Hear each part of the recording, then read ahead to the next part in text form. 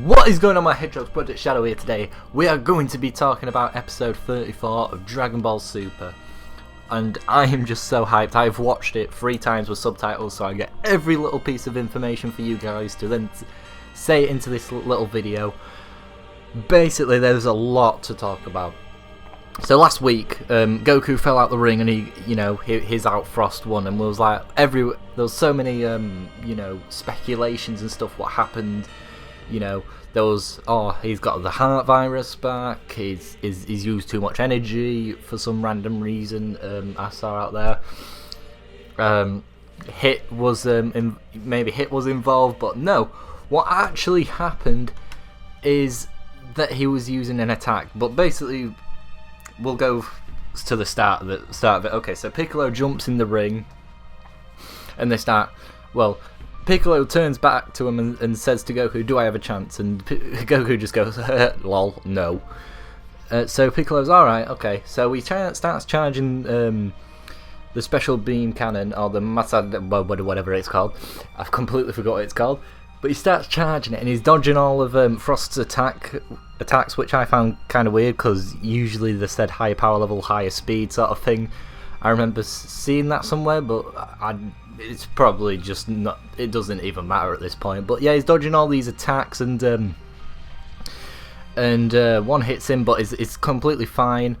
He's still dodging all these attacks, and it's really cool to see that Piccolo's just doing all this stuff. And as he gets hit by one of the attacks for his leg, he then uses the I've completely forgot what move it's called, but it's where there's multiple of them. I completely forgot what it's called, but then Frost starts shooting them all, knowing he could lose if he gets hit by the attack. Anyway, long story short, Frost finally gets a hit on him, and he loses it, but then he wraps him round Piccolo, uses his extended arm to wrap round Frost, and holds him, and then he starts charging it. He's like, haha, I tricked you, sort of thing. And then Frost is like, oh, good job, we both got like a special thing, and then you see him lift up his arm, and then exactly what happened to Goku happened to Piccolo. He goes all dizzy, and then Frost flew forward and then blew a hole through Piccolo, and which is quite interesting, because then you see him move his arm, and then it just instantly hits you that it's Frost that's doing this, nothing to do with Hit, and it's just amazing to sort of see that sort of thing. So like all these, we all went wild and stuff, and I saw a picture where it's of episode 33 where as Frost hits Goku, you see that spark. So that actually meant something. So that's pretty cool. So it was Frost, and Jacko's like, oh, he's doing that, and then Champa's like, oh, shut up, because he's a big fat loser, and he's like, oh, shut up. No, he's not. He won't do that. He's a nice guy. But then Vegeta's like, no, go on, referee, search him. So the ref searches him, and he's got like where it's like on the top, but on the back of his hand, it's a slot where a needle comes out, and the referee touches it and faints, which I found hilarious. But and then they're like, oh, that's cheating. But then Frost is like, well, it's a part of my body, so So that's quite interesting that Frieza never had anything like that, but I suppose it's maybe because it's just different universes, they go different ways, such as the Saiyans, like they've outgrown the need to have tails, whereas in Universe 7, I think we are, I completely forgot, their Saiyans like had tails and stuff, but the Universe 6 ones outgrew them, so maybe they just go different ways, or it's a different type of their race or something like that, because we've actually never seen anything like that before, which is quite interesting. But whereas Frieza used a move, Frost actually had a part of his body that does it, so I don't know, it's kind of cool to see that sort of thing. It's something that was something I didn't expect either, just to have him actually have a bit of a needle. So he then, they're all arguing and whatever, and then it turned Vados, I think her name is, Champa's assistant.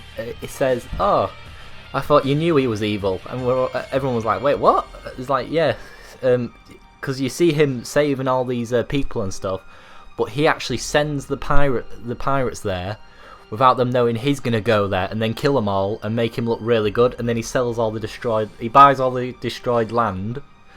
and then sells it and then makes a massive profit off of it. So it's amazing how like is the Frieza of their universe pretty much, because that's sort of what Frieza did, except he just outright took planets and then sold them on and did not care what people thought about him because there was no one to challenge him.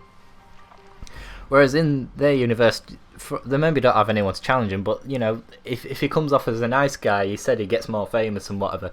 So it turns out he's a massive bit of a Frieza.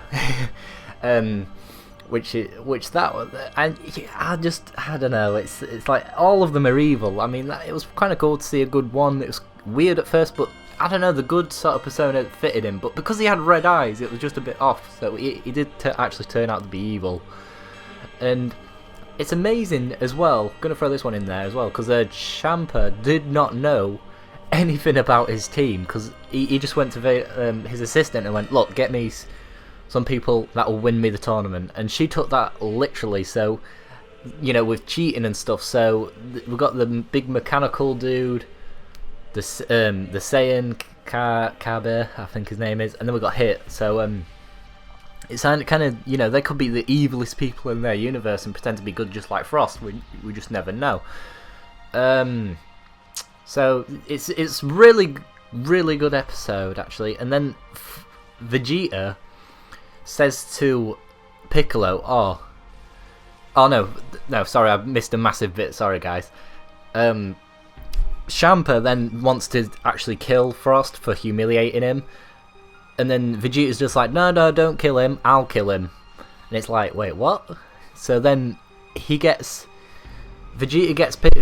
says to Piccolo, do you give up, Piccolo, so I can fight? And then, you know, Piccolo obviously understands that he cannot beat the next opponent because, you know, he's had a hole blown through him, and he's like, yeah, I you know, whatever. And then Vegeta jumps in the ring, and then Champa's like, right, all right, whatever.